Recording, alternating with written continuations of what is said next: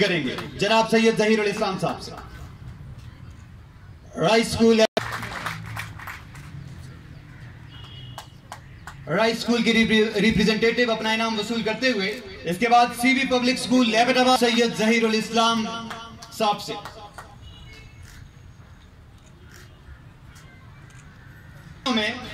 CMH Abbottabad. इसके बाद बारी है कि नुमाइंदा सीबी वुमेन स्किल की नुमाइंदा अपना इनाम वसूल करेंगी। जनाब दरखास्त करेंगे कि वो भी अपनी शील्ड वसूल कर लें।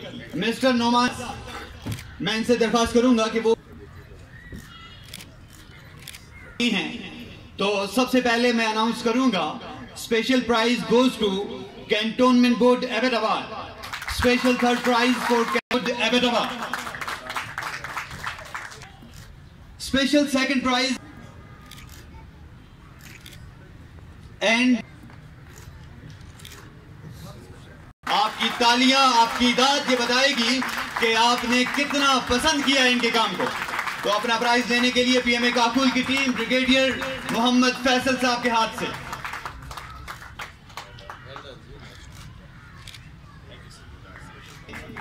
कैंटोनमेंट बोर्ड एबटाबाद से फैसल जदून साहब, आपकी तालियां बताएं। खास गुजार हूं कि वो भी अपनी शील्ड वसूल करें।